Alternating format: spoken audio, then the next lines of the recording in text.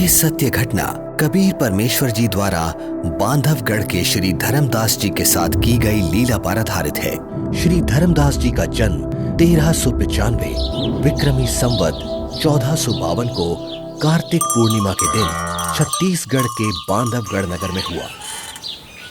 हिंदू धर्म के एक वैश्य कुल में जन्मे धनी धर्मदास जी के बारे में बताया जाता है कि वो इतने धनी थे कि जब कभी बांधवगढ़ पर प्राकृतिक आपदा जैसे अकाल गिरना, बाढ़ आदि आती थी तो वहां के नवाब धर्मदास जी के पूर्वजों से वित्तीय सहायता प्राप्त करते थे। आदरणीय धर्मदास जी इतने धनवान होने के बावजूद भी उनकी बचपन से ही भगवान में अपार श्रद्धा थी, जिसके लिए वो हिंदू धर्म में प्रचलित सभी पूजा भी करते थे और श्री रूपदास जी नाम के एक वैष्णव संत से दीक्षा भी ले रखी थी। अपने गुरुदेव के बताए अनुसार वो नित्य गीता जी का पाठ करते, शालिग्राम की पूजा करते, एकादशी का व्रत करते और श्राद्ध इत्यादि भी करते थे। जब धर्मदास जी वृद्धावस्था की दहलीज पर आ गए तो उन्होंने अपनी पत्नी से तीर्थों की यात्रा करने की बात कही। आमिनी। जी स्वामी। गुरुदेव ने कहा है कि मुक्ति पाने के लिए 68 तीर्थों की यात्रा जरूर करनी चाहिए, इसलिए मैं कल तीर्थ यात्रा पर निकल रहा हूँ। मेरे जाने की तैयारी कर देना, यात्रा के लिए जरूरी सामान बांध देना। ठीक है स्वामी। आमिनी, तुम अपना ख्याल रखना। जी, आप भी अपना ध्यान रखना।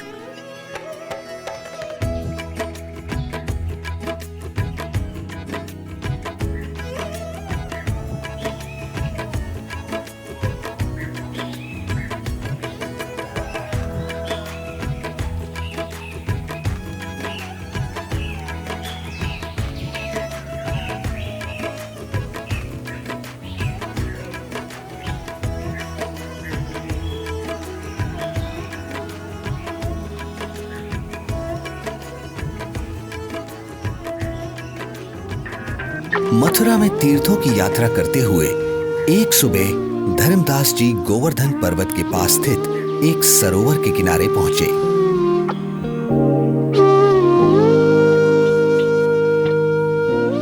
वैसे तो सरोवर का पानी बहुत ही गंदा था, फिर भी वे सरोवर में उतर जाते हैं क्योंकि कहा जाता था कि उसमें नहाने से स्वर्ग मिलता है।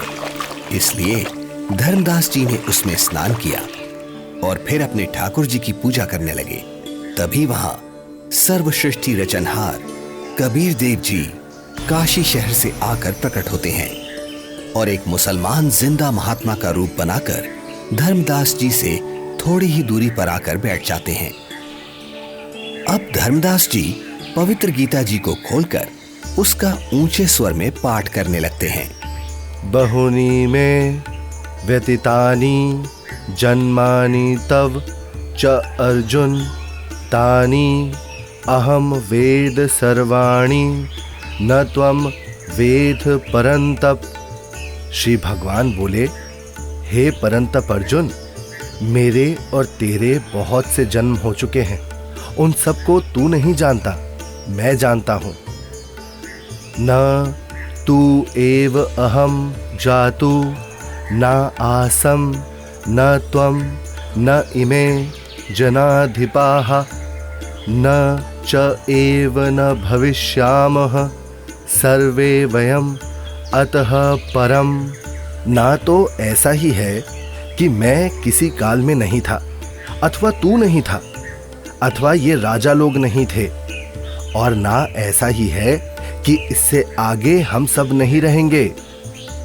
वैसे तो धर्मदास जी गीता जी के केवल एक अध्याय का ही नित्य पाठ किया करते थे, किंतु आज एक मुसलमान जिंदा महात्मा को हिंदू धर्म की साधना में रुचि लेता देख और अधिक पाठ करते हैं। कुछ देर बाद जब धर्मदास जी गीता जी को बंद कर माथे पर लगाकर रखने लगते हैं, तब ये महात्मा जी, आपका ज्ञान तो बहुत ही अच्छा है। आप कौन हैं? पहले तो आपको यहाँ कभी नहीं देखा। हे भक्त, मेरा नाम धर्मदास है। मैं बांधवगढ़ का रहने वाला हूँ।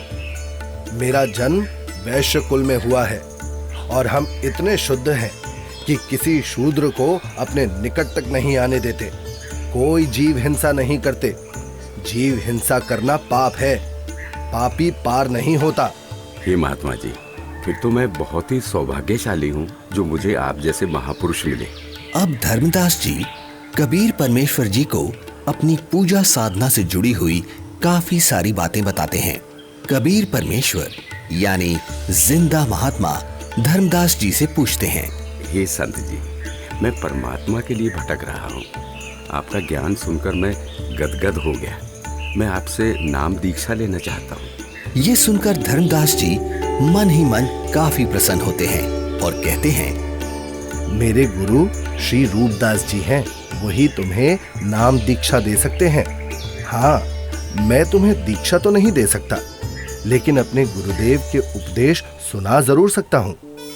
आपको ये जरूर सुनने चाहिए। हाँ हाँ, क्यों नहीं, लेकिन मेरे मन में कुछ शंका भी है महात्मा जी। शंका? जी। कैसी शंका जिंदा? पूछिए पूछिए। हे महात्मा जी, मैं जानना चाहता हूँ कि मुझे कौन सी साधना करनी चाहिए जिससे मैं खुदा को पा सकूं।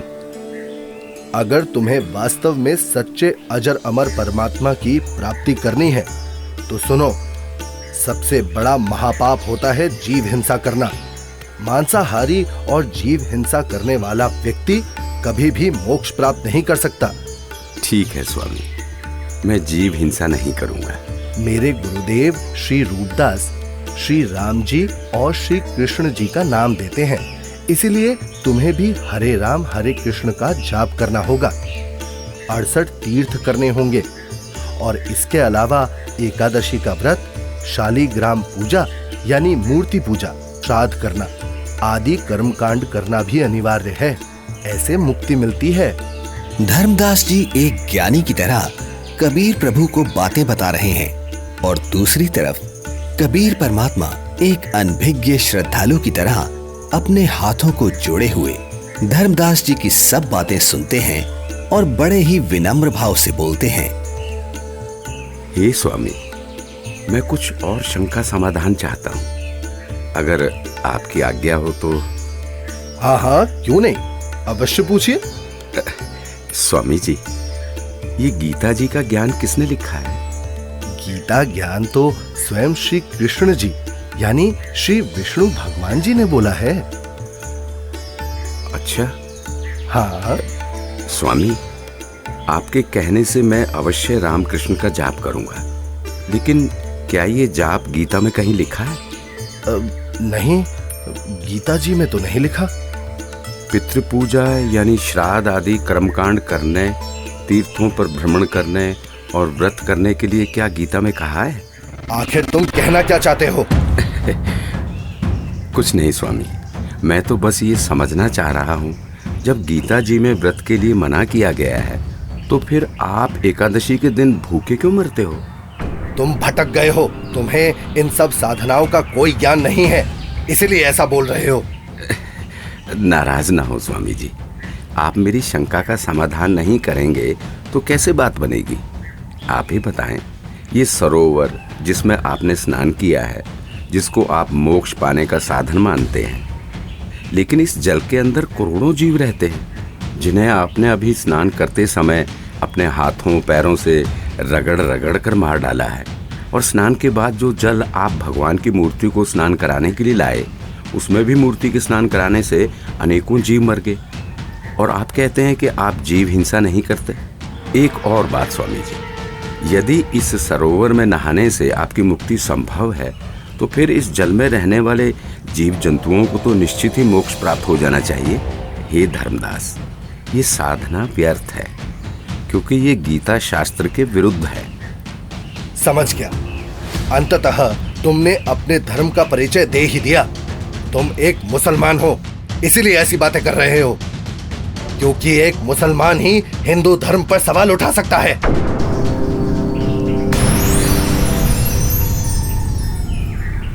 अरे, ये तो गायब हो गए। लगता है ये कोई सामान्य संत नहीं थे। मुसलमान होकर भी उनको हिंदू शास्त्रों का पूर्ण ज्ञान है। ये जरूर कोई देव पुरुष है। वे सही ही तो बता रहे थे। हे परमात्मा, एक बार फिर से वही संत मिले तो मैं अपना हठ छोड़कर नम्र भाव से संपूर्ण ज्ञान समझूंगा। हे भगवान, माफ करो मुझे।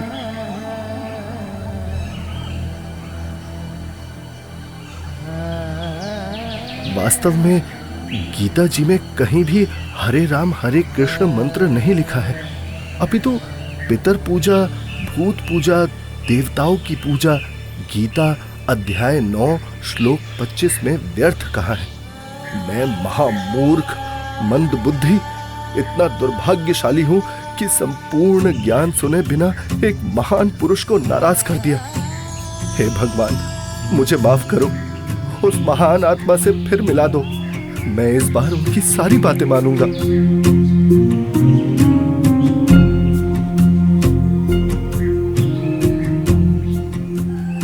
आज धर्मदास जी का मन किसी भी कर्म कांड में नहीं लग रहा था।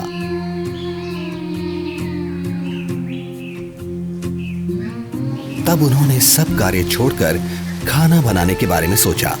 भगवान का प्रसाद बना लेता हूँ और फिर उन महापुरुष की खोज करता हूँ।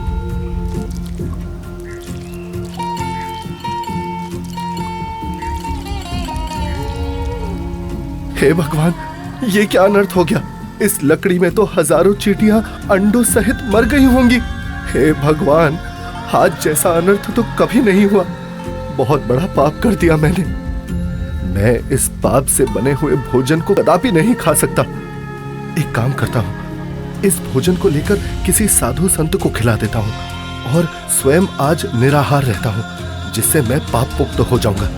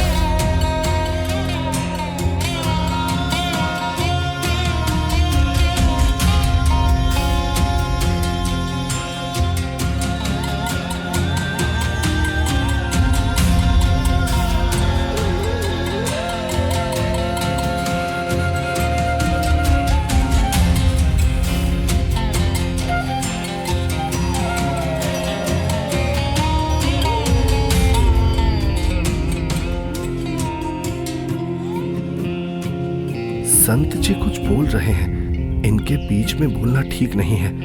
मुझे अवश्य ये सुनना चाहिए। मन तू मान सरोवर नारे, यहाँ न भटका खारे। सूरजमुखी फूल जा फूले, शंख पद्म उजियारा। गंगा यमुना मध्य सरस्वती, वहाँ त्रिवेणी की धारा। मन तू मान सरोवर नारे, यहाँ न भटका खारे। जहाँ कमोदनी चंद्रगता है, कमल कमल मद तूरा। अनहद नाद अजब धुन होई, जाने सतगुरु पूरा। मन तू मान सरोवर नारे, यहाँ न भटका खारे। ओ गट घाट विषम है दरिया, नहावे संत सुजाना। ओ गट घाट विषम है दरिया, नहावे संत सुजाना। मोक्ष मुक्ति के पर भी ले रे, साक्षी है ससीवाना। मन तू मान सरोवर नारे, यहाँ न भटका खारे। जावा हंस कोलाहल करते हैं, मोती मुक्ता खाऊं। ऐसा देश हमेश हमोरे, अमृत भोजन पाही मन तू मान सरोवर नारे, यहाँ न भटका खारे। शंखों लहरे मेहर की उपजे, कर नहीं जा कोई। शंखों लहरे वहाँ मेहर की उपजे, कर नहीं जा कोई।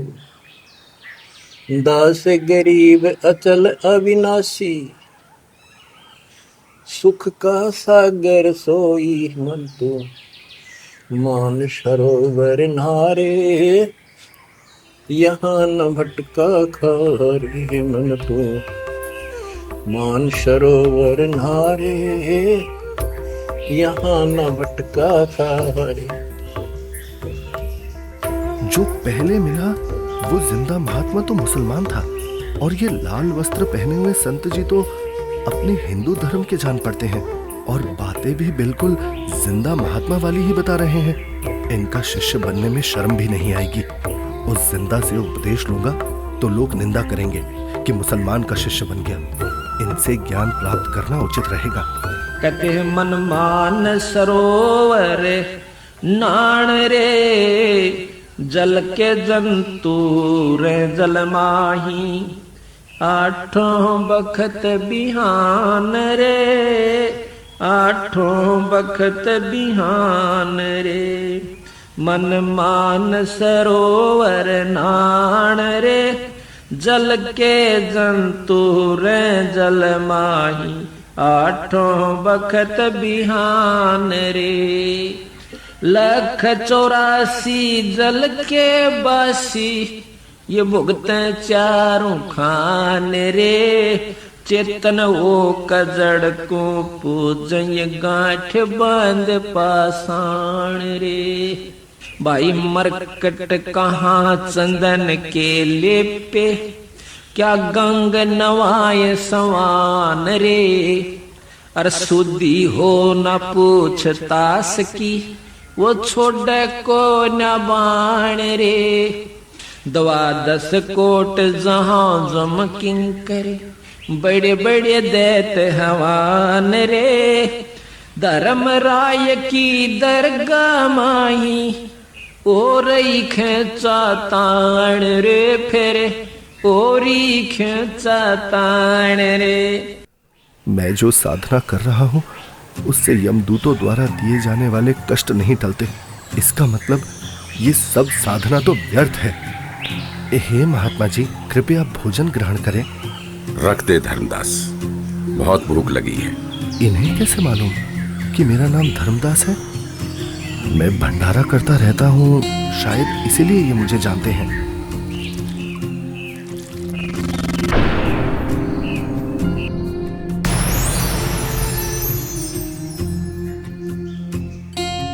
आप तो वही महात्मा जी हो। हत्यारे, कल तू क्या कह रहा था कि जो जीव हिंसा करते हैं वो कभी मोक्ष को प्राप्त नहीं कर सकते। अरे तू तो कसाई से भी बुरा निकला। हे प्रभु, मुझ अज्ञानी को क्षमा करो। मैं कहीं का नहीं रहा, जिसका कोई लाभ नहीं। और शास्त्र अनुकूल साधना किससे मिले ये आप ही बता सकते हैं। मैं आपसे पूर्ण आध्यात्मिक ज्ञान सुनने का इच्छुक हूँ। कृपया मुझ अज्ञानी पर दया करके मुझ पापी को वो तत्व ज्ञान सुनाए भगवत, जिससे मेरा मोक्ष हो सके।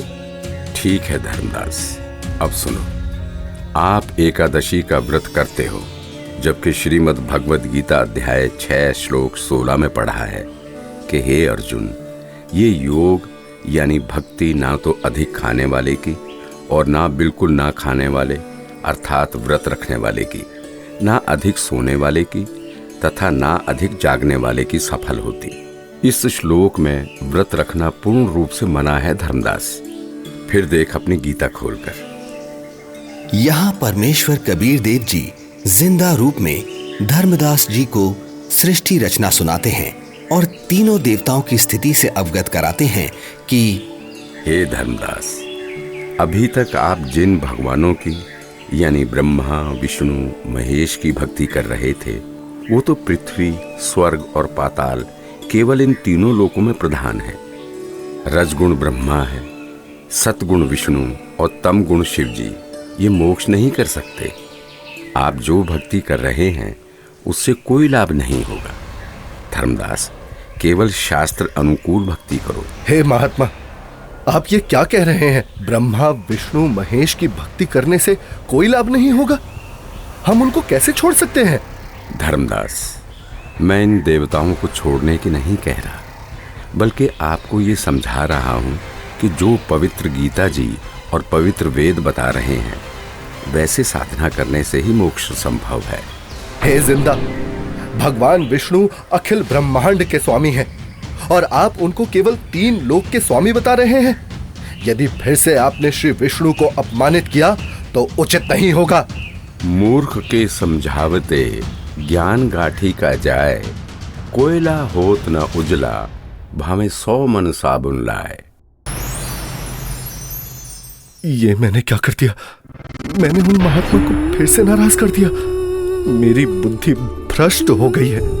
जो मैंने सच्चे परमात्मा को नहीं पहचाना, उन्हें अपने जैसा मनुष्य मान लिया। हे भगवान, मुझे क्षमा करो। अब जिस पूजा को मैं कर रहा हूं वो कर नहीं सकता और आपकी बात मैंने सुनी नहीं। हे भगवान, मुझे सत्मार्ग दिखाओ, नहीं तो मैं आत्मघात कर लूंगा। मुझे परमात्मा की सच्ची भक्ति चाहिए। अब परमात्मा के अंतर्ध्यान हो जाने से व्याकुल धर्मदास जी अपने आप को कोसते हुए तीर्थ यात्रा को बीच में ही छोड़कर घर को चल पड़ते हैं। रास्ते में धर्मदास जी एक बगीचे में विश्राम करने के लिए रुकते हैं, जहां अक्सर सभी तीर्थयात्री विश्राम के लिए रुका करते हैं। जहां धर्मदास जी चिंतन करते हैं कि पूर्ण परमात्मा की साधना तो मेरे को मिली नहीं और पहले वाली साधना मैं नहीं करूं तो कहीं मैं पाप का भागी ना बन जाऊं। इसलिए धर्मदास जी मूर्ति निकालकर वापस उन्हीं की पूजा करने लगते हैं। तभी दयालु परमात्मा कबीर देव जी पहले की तरह संत रूप बनाकर वहां प्रकट हो जाते हैं, जिन्हें देख धर्मदास की खुशी का ठिकाना ही नहीं रहता।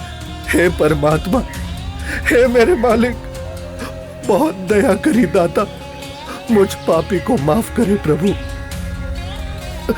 बैठो प्रभु, मैं आपके खाने के लिए कुछ लाता हूँ। नहीं धर्मदास, अभी इच्छा नहीं है। हे भगवान, यदि आप नहीं खाएंगे तो मेरी आत्मा को कष्ट होगा। ठीक है धर्मदास, जो तेरी इच्छा है ले आ खाने के लिए।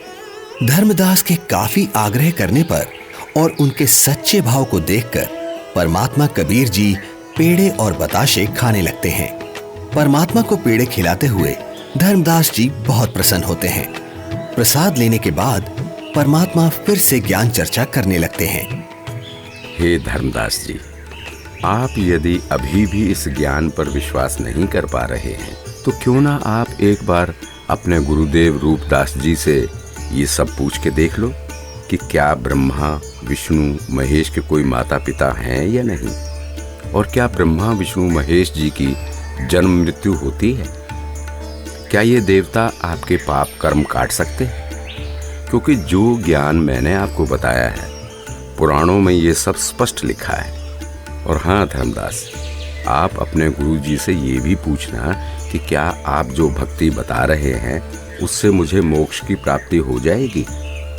हाँ प्रभु, मैं निश्चित ही गुरुदेव से इन शंकाओं का समाधान अवश्य करवाऊंगा। इसके बाद कबीर प्रभु वहां से चल पड़ते हैं। धर्मदास जी कबीर परमात्मा जी को बेहद व्याकुलता में एकटक देखते जा रहे हैं। प्रभु, प्रभु! लेकिन धर्मदास जी के लिए ये परिस्थिति बहुत असामान्य हो जाती है।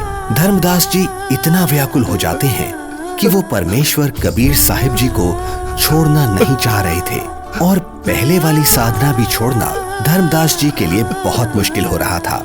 कबीर प्रभु के जाने के बाद धर्मदास अपनी शंकाओं के समाधान के लिए अपने गुरु रूपदास जी के आश्रम की तरफ निकल पड़ते हैं।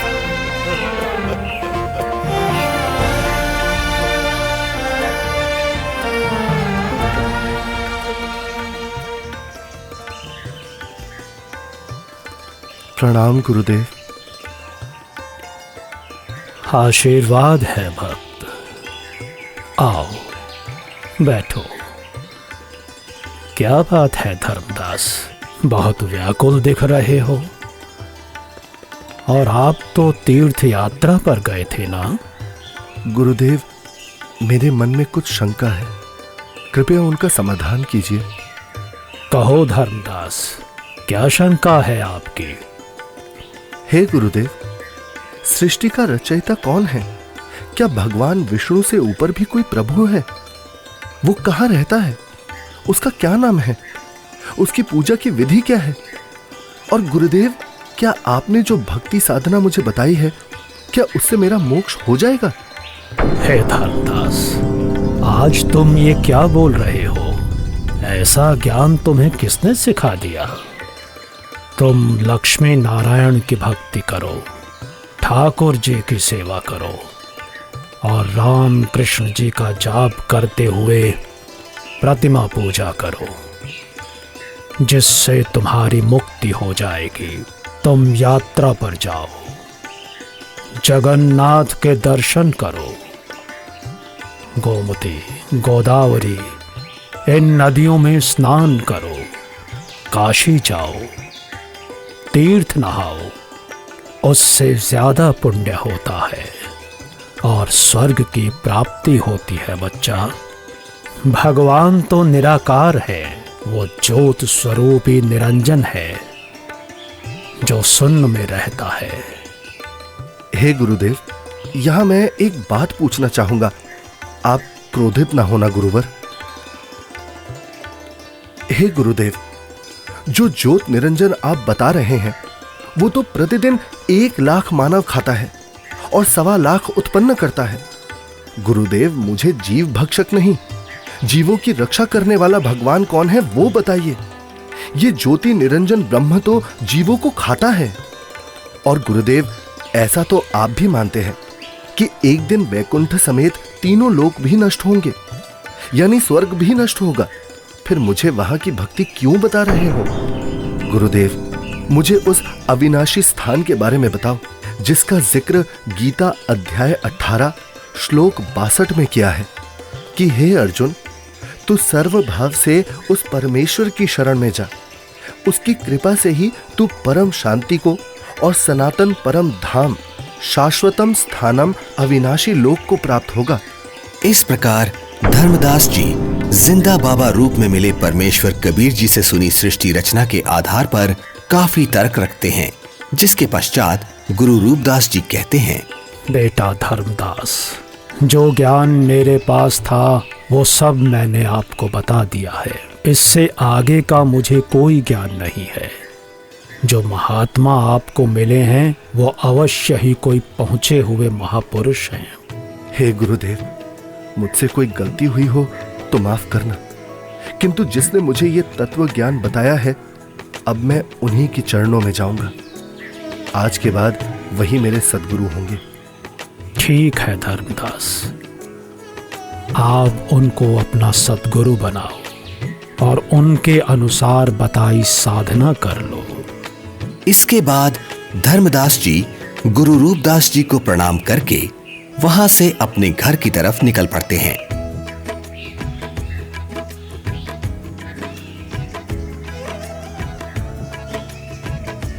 रास्ते में जाते जाते अब धर्मदास के मन में एक शंका ये भी उत्पन्न हुई कि हिंदू धर्म इतना बड़ा है, क्या किसी को गीता का यथार्थ ज्ञान नहीं होगा?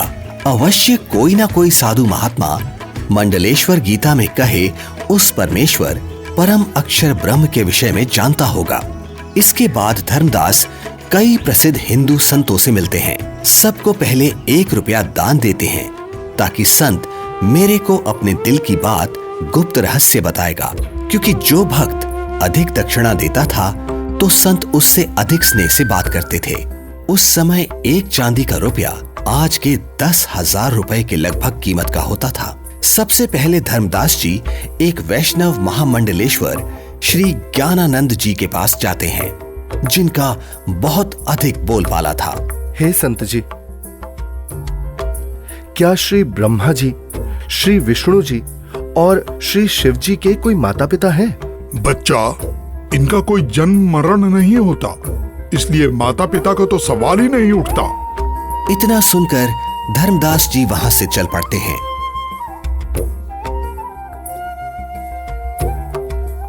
जहां कुछ दूरी पर धर्मदास जी को एक बहुत बड़े विद्वान महात्मा का पता चलता है, जो कि काशी विद्यापीठ से पढ़कर आए हैं और वे शास्त्रों के पूर्ण विद्वान हैं।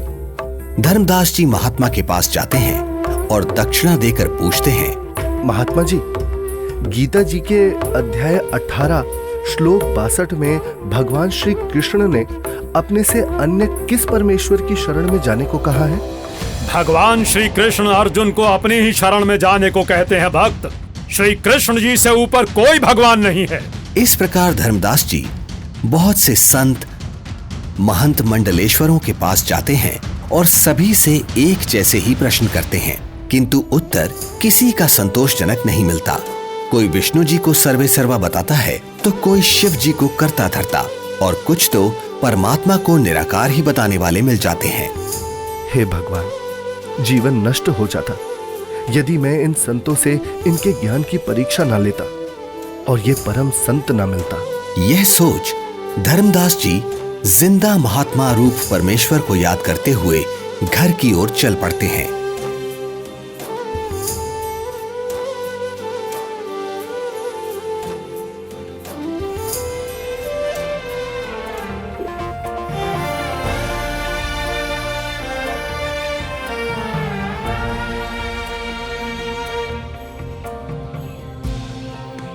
जहां मार्ग में एक नदी आती है, जिसके किनारे वृक्ष के नीचे एक हिंदू संत विराजमान दिखाई देते हैं, जिनके पास 4-5 व्यक्ति भी बैठे हैं।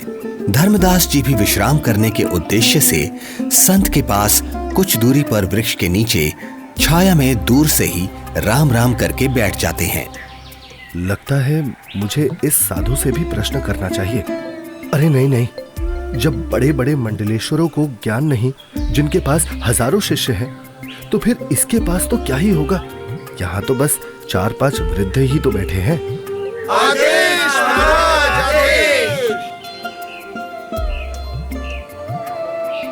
हे धर्मदास, हिंदू मंडलेश्वरों ने बता दिया वो परमेश्वर कौन है। मुझ पापी अवगुण हारे को क्षमा करो महाराज, मैंने बड़ी भारी भूल की है। आपने सृष्टि रचना का ज्ञान जो बताया है, उसके सामने सभी संतों का ज्ञान ऐसा है जैसे सूरज के सामने दीपक। धर्मदास, तेरे मन में अन्य संतों से ज्ञान जानने की प्रेरणा मैंने ही की थी। यदि आप इन सब के अज्ञान से परिचित नहीं होते तो फिर भी मेरे ऊपर विश्वास नहीं करते, सोचते रहते कि और संतों के पास भी जाना चाहिए। ये कैसे हो सकता है कि मुसलमान को ज्ञान है, हिंदुओं को नहीं। अब तुम पूर्ण विश्वास करोगे, इसलिए पूर्ण लाभ मिलेगा। मेरे को एक अन्य संत मिला, उसने भी यही आप वाला ज्ञान बताया था। मुझे लगता है वो आप ही हो, आपने रूप बदल रखा है। हे धर्मदास, मैं उनका शिष्य हूँ, वे मेरे गुरु हैं, वे काशी में रहते हैं। यहाँ धर्मदास व जिंदा रूपी परमात्मा की बहुत ज्ञान चर्चा हुई, जिसके बाद मैं अब सतगुरु के दर्शन करने जा रहा हूँ, आज्ञा दो। मुझे सतलोक के दर्शन करा दो, बिना देखे मुझे शांति नहीं होगी। हे धर्मदास, आपको गुरुजी से दीक्षा दिला दूंगा, फिर भक्ति करना। हे जिंदा, आप ही सब कुछ हो, अपने आप को छुपा रहे हो। मुझे सतलोक दिखाओ ताकि मेरी आत्मा को संतोष हो। धर्मदास, नाम लेकर भक्ति करो। जब शरीर छोड़कर जाओगे तो आप वहां सतलोक देखना। हठ क्यों कर रहे हो? मैं कितना दुष्ट हूं कि मैंने परमात्मा पर विश्वास नहीं किया, और अब पता नहीं वो फिर दोबारा दर्शन देंगे या नहीं। रोते रोते धर्मदास जी अपने घर पहुंच जाते हैं।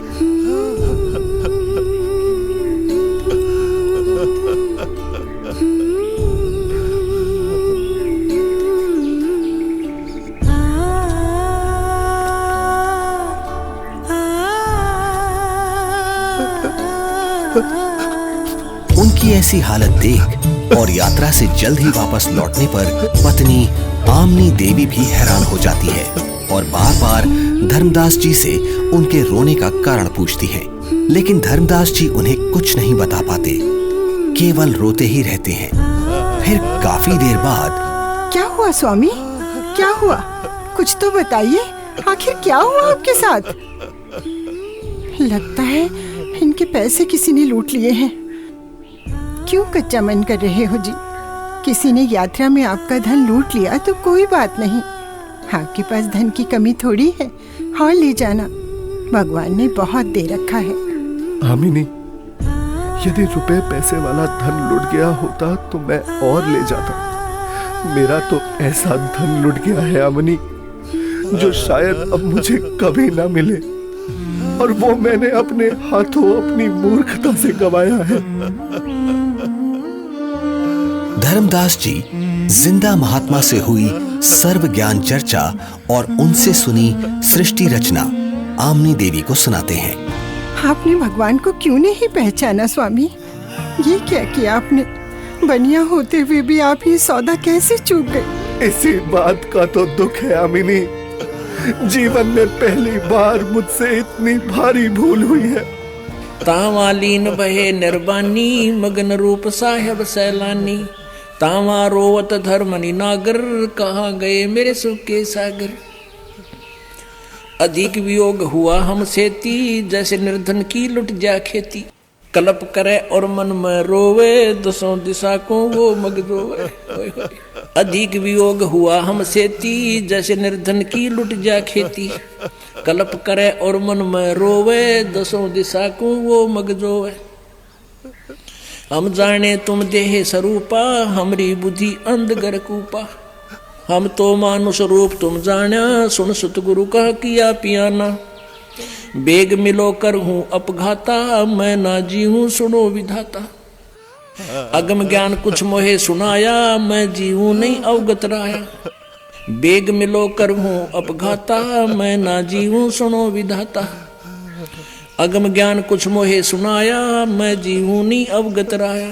तुम सतगुरु अवगत अधिकारी, मैं नहीं जानी लीला थारी। तुम अवगत अविनाशी साईं, फिर मोको कब मिलो गोसाई। कमर कसी धर्मदास को पूरब पंथ पयाने, गरीबदास रोवत चले वो बांधो गुण अस्थाने। अब धर्मदास रोजाना अपने घर के आसपास, जंगलों में, नदियों के पास, नगरों में और दूसरी अलग अलग जगह पर काफी सारे धर्मगुरु, संत, महंत, मंडलेश्वर, आचार्य, शंकराचार्य के पास जा जाकर परमात्मा को ढूंढने लगे। कहीं वेश बदल कर बैठे हों, इसलिए प्रश्न भी करते कि श्री ब्रह्मा जी, श्री विष्णु जी, श्री शिव जी के माता पिता कौन है, वो परमात्मा कौन है। परंतु उत्तर ठीक नहीं होता था। तो स्पष्ट था ये साधु संत परमात्मा जिंदा नहीं है। 6 महीने तक जिंदा बाबा नहीं मिले। तब एक दिन, हे स्वामी, आप ऐसे मत रोइए, भला रोने से कोई समाधान थोड़ी ना होगा। कुछ याद कीजिए स्वामी, उन्होंने कुछ तो बताया होगा कि वो किस प्रकार मिलते हैं, कहाँ मिलते हैं। हाँ, याद आया आमिनी, उन्होंने ज्ञान चर्चा करते समय बताया था। जहाँ कहीं भी धर्म भंडारे चल रहे होते हैं, मैं वहाँ जरूर उपस्थित होता हूँ और अपनी प्यारी आत्माओं को ज्ञान समझाता हूँ। धर्मदास, क्या धर्म भंडारा? फिर तो स्वामी क्यों ना हम धर्म भंडारा ही करवा दें। हाँ, यही सही है। 3 दिन का धर्म भंडारा करते हैं।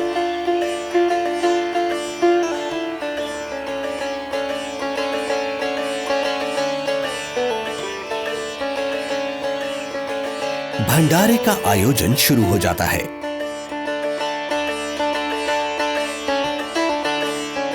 दूर दूर से साधु महात्मा भंडारे में आने लगते हैं।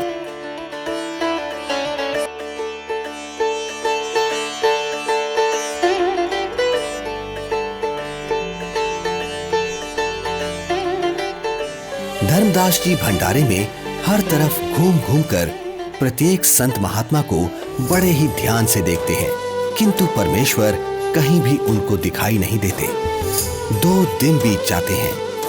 धर्मदास जी बहुत मायूस हो जाते हैं और एकटक रास्ते को ही निहार रहे हैं। आज वो मन ही मन संकल्प कर लेते हैं कि प्रभु, आप मुझे अपराधी को दर्शन नहीं दे रहे। हे परमात्मा, आज अगर आप नहीं मिले तो मैं आत्मघात कर लूंगा। तभी अचानक धर्मदास जी की नजर कुछ ही दूरी पर एक कदम के वृक्ष के नीचे जाती है, जहां वही पूर्ण परमात्मा कबीर परमेश्वर जी उसी जिंदा महात्मा के रूप में विराजमान होते हैं, जिन्हें देखकर तो धर्मदास जी की खुशी का ठिकाना ही नहीं है। धर्मदास परमात्मा की तरफ इस प्रकार दौड़ते हैं जैसे भूखे को भोजन और प्यासे को पानी मिल जाता है। हे परमात्मा, हे भगवान, अब मैं आपको कहीं जाने नहीं दूंगा। मेरी भूल क्षमा करो प्रभु। मैं बस आपकी ही भक्ति करना चाहता हूँ। मैं भविष्य में कोई गलती नहीं करूंगा। हे दीन दयाल, मुझे अज्ञानी को माफ कर दो। मैंने अज्ञानतावश आपको बहुत कटु वचन बोले। मुझे माफ करो परवरदिगार, मुझे माफ करो। जब धर्मदास जी ने अपनी गलती की क्षमा मांगी और कभी ऐसी गलती ना करने का बार बार वचन दिया, तब परमात्मा धर्मदास जी के घर गए।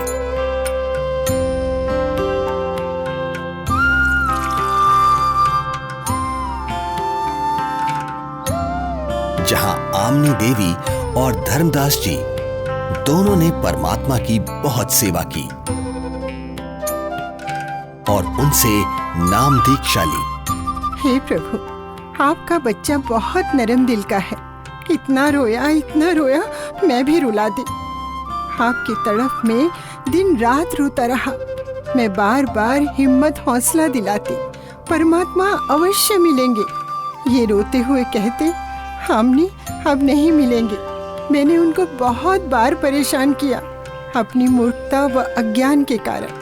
फिर रोने लग जाते। आपने अपने दास को इतना कष्ट नहीं देना था। बेटी, जैसे लोहे का औजार बनाने के लिए गर्म किया जाता है, फिर उस पर चोट लगाई जाती है, तब वो काम बनता है। ठंडे लोहे पर चोट काम नहीं करती, इसलिए धर्मदास को 6 महीने गर्म करना पड़ा। ये काल का वकील बना था। अब जो मैं बताऊंगा ये सब मानेगा और काम का हो जाएगा, यानी मोक्ष प्राप्त करेगा। धर्मदास, आपको वो भगवान मिला है जिसको पाने के लिए राजाओं ने राज त्याग दिए, ऋषियों ने शरीर तक गला दिए। इसलिए अब खूब भक्ति करो ताकि आप हमेशा हमेशा के लिए सतलोक के निवासी बन सको, जहां आपको इतना सुख मिलेगा जो स्वर्ग क्या महास्वर्ग में भी नहीं है। सुंदर बाग, सदाबहार फलदार वृक्ष और दूधों की नदियां बहती हैं, जहां सुंदर नर और नारी रूप में हंस आत्माएं रहती हैं। वे कभी वृद्ध नहीं होते और वहां जाने के बाद कभी मृत्यु भी नहीं होती। धर्मदास, हे महाराज, नाराज ना होना। कृपया मुझे वो अमर लोक दिखाने की मेहर करे परवरदिगार, ताकि मेरा विश्वास दृढ़ हो। आप भक्ति करो। जब शरीर त्याग कर जाओगे तो सतलोक को ही प्राप्त करोगे। धर्मदास जी के अधिक आग्रह करने पर कबीर परमेश्वर जिंदा रूप में धर्मदास जी की आत्मा को निकालकर ऊपर सतलोक में ले जाते हैं। सतलोक, जहां दरबार के द्वार पर खड़े द्वारपाल को परमेश्वर ने कहा कि धर्मदास जी को परमात्मा के दर्शन कराओ। जिंदा रूप परमात्मा पीछे से अपने सिंहासन के पास चले गए, जिसके कुछ ही देर बाद देखते ही देखते वहां पर बहुत सारे हंस तथा हंसनी इकट्ठे होकर नाचते गाते हुए धर्मदास जी को परमेश्वर के सिंहासन के पास लेकर जाते हैं, जहां परम अक्षर ब्रह्म कबीर साहिब जी, जिनके एक रोम का प्रकाश करोड़ों सूर्य और करोड़ों चंद्रमा के प्रकाश से भी कई गुना अधिक था, वो एक बहुत ही सुंदर सिंहासन पर विराजमान है। जिंदा रूप में नीचे से गए परमात्मा तख्त पर विराजमान अपने ही दूसरे स्वरूप पर चंवर करने लगते हैं, जिसे देख धर्मदास जी सोचते हैं कि जिंदा महात्मा तो परमेश्वर का सेवक है। धर्मदास जी इतना सोच ही रहे थे कि कुछ ही देर में तख्त पर विराजमान परमात्मा खड़े हो जाते हैं और जिंदा महात्मा तख्त पर विराजमान हो जाते हैं तथा तेजोमय परमात्मा जिंदा महात्मा पर चंवर करने लगते हैं, जिसे देख धर्मदास जी हैरान हो जाते हैं कि तेजोमय परमात्मा जिंदा महात्मा पर चंवर क्यों कर रहे हैं। आखिर ये जिंदा महात्मा है कौन? इतने में तेजोमय शरीर वाले परमात्मा जिंदा महात्मा के शरीर में समा जाते हैं और चंवर अपने आप होने लगता है। धर्मदास, मैं ही संपूर्ण सृष्टि का रचयिता हूँ। मेरा ही नाम कबीर देव है। मैं ही चारों युगों में पृथ्वी पर प्रकट होता हूँ। वर्तमान में मैं अपने वास्तविक नाम कबीर नाम से काशी नगर में प्रकट हूँ, जहाँ एक साधारण मनुष्य की भांति लीला कर रहा हूँ और जुलाहे रूप में रहता हूँ। धर्मदास, काल जाल में फंसे अपने बच्चों को भक्ति का धनी बनाकर उनके इस वास्तविक घर सतलोक में वापस लाने के लिए वहां प्रकट हुआ हूं। हे सर्वसृष्टि रचनहार, मैं बहुत दुष्ट हूं। मैंने आपको कितना दुखी किया, कितना अपमानित किया। मुझे माफ कर दो परवरदिगार, मैं बहुत नीच हूं, माफ कर दो मुझे। हे परमात्मा, आपने ये इतना प्रकाशमान रूप पृथ्वी पर क्यों नहीं प्रकट किया? क्यों छुपा रखा है? हे धर्मदास, यदि इसी रूप में नीचे जाऊं तो किसी की भी आंखें इस प्रकाश को सहन नहीं कर सकती। दूसरी बात, काल ब्रह्म यानी ज्योति निरंजन का डर के मारे हाल बेहाल हो जाएगा। इसलिए काल के लोक में गुप्त रहकर जीवों को ज्ञान सुनाता हूं, उनका कल्याण करता हूं। धर्मदास, अब आप नीचे जाकर खूब भक्ति करो और वहां काल जाल में फंसे अपने सभी भाई बहनों को भी समझाओ।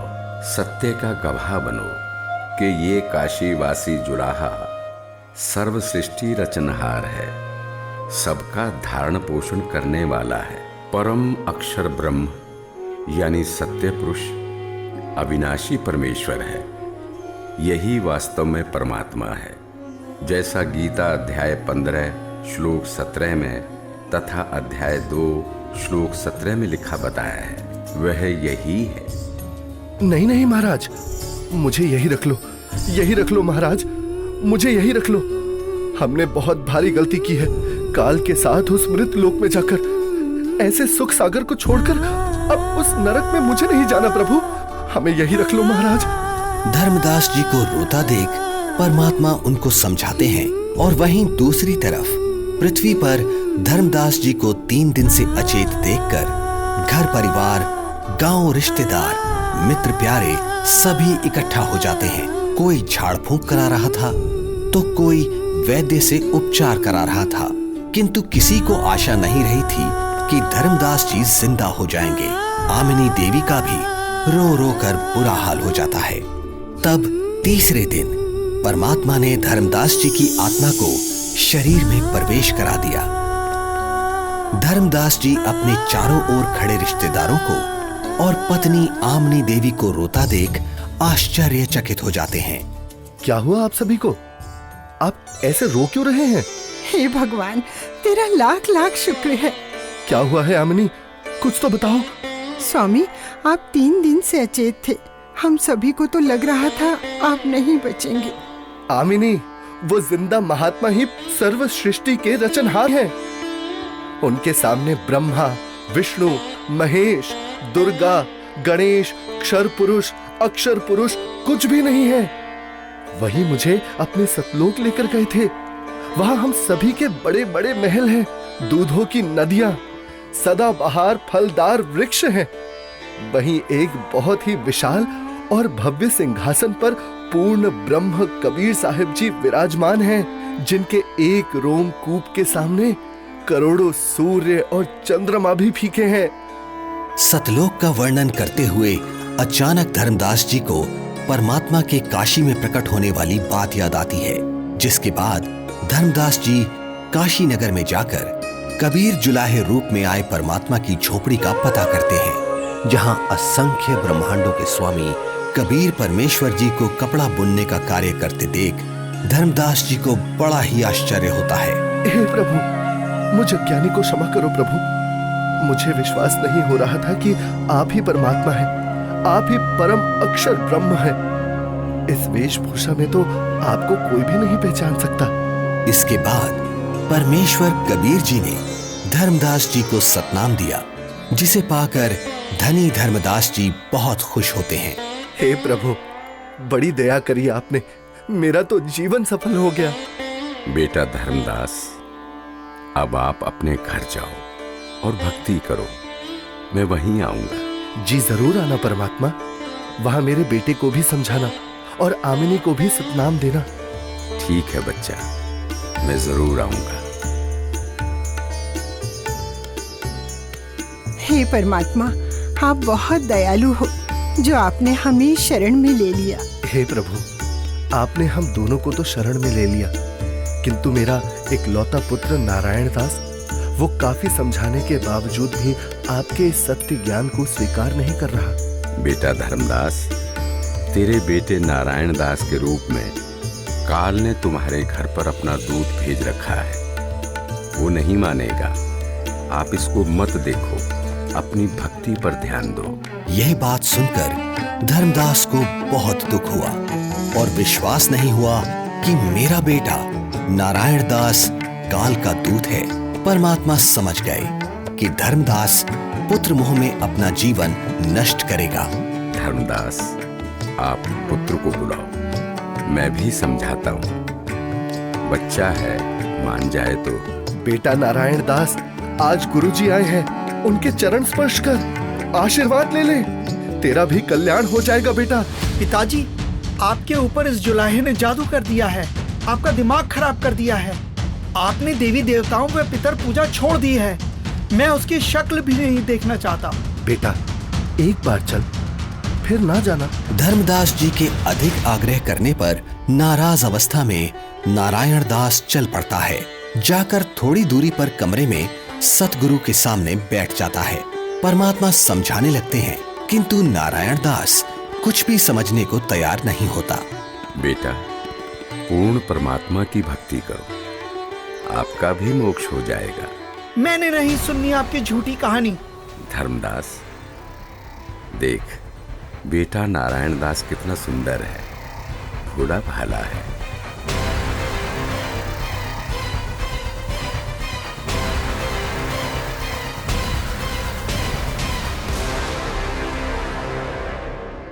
बेटा नारायण दास, आप जाओ, आपको जो ठीक लगे करो।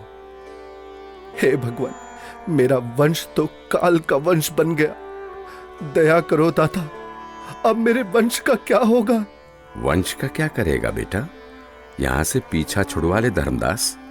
धर्मदास जी का रो रो कर बुरा हाल हो जाता है। तब कबीर परमात्मा जी अपना आशीर्वाद भरा हाथ धर्मदास जी के सिर पर रखते हुए कहते हैं, ठीक है धर्मदास, तेरे घर पर मैं अपना हंस भेजूंगा।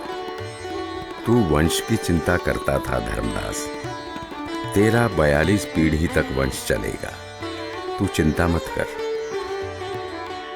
तुम्हारे घर पर एक पुत्र उत्पन्न होगा, उसका नाम चूड़ामणि रखना। इस उम्र में बच्चा? हे भगवान, ये कैसे संभव है? उधर देखो बेटा, 10वें महीने आमनी के गर्भ से तुम्हारे घर ये बेटा जन्म लेगा। धर्मदास जी को कुछ विश्वास और कुछ अविश्वास होता है, किंतु परमेश्वर की दया से आमनी देवी के गर्भ से 10वें महीने एक बच्चा पैदा होता है, जिसका नाम चूड़ामणि रखा जाता है। बड़ी दया करी दाता, जो आपकी हंस आत्मा हमारे घर आई। हे भगवान, दया करना कि मेरे वंशज आपकी भक्ति में ही लगे रहे।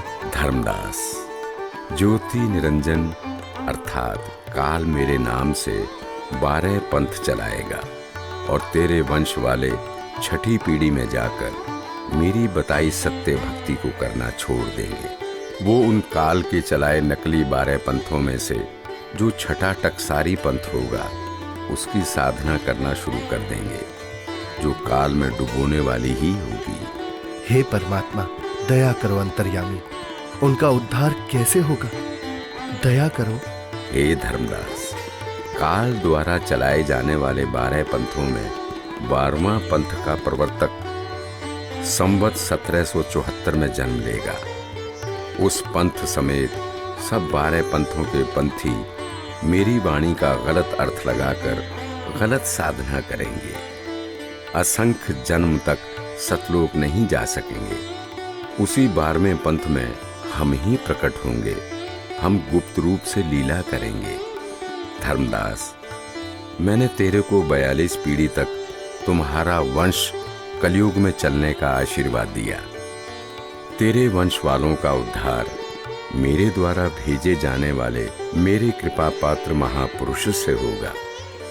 जिस समय कलयुग 5505 वर्ष बीत जाएगा, तब वो महापुरुष मेरा भेजा हुआ आएगा। अर्थात उसे मुझे ही समझ। वो सारे संसार के प्राणियों का उद्धार करेगा। उस समय तेरे बिंद वाले यानी तेरी 42 पीढ़ी वाले हों या सारा संसार, जो भी उससे नाम दीक्षा लेगा उन सबकी मुक्ति हो जाएगी। मेरा आशीर्वाद है। आज वर्तमान में स्वयं कबीर परमात्मा के अवतार बंदी छोड़ सतगुरु रामपाल जी महाराज आए हुए हैं, जो कि सर्व समाज को सतभक्ति प्रदान कर रहे हैं, जिनसे नाम दीक्षा लेकर भक्ति करने से सर्व सुख व पूर्ण मोक्ष की प्राप्ति होती है। सत साहिब जी।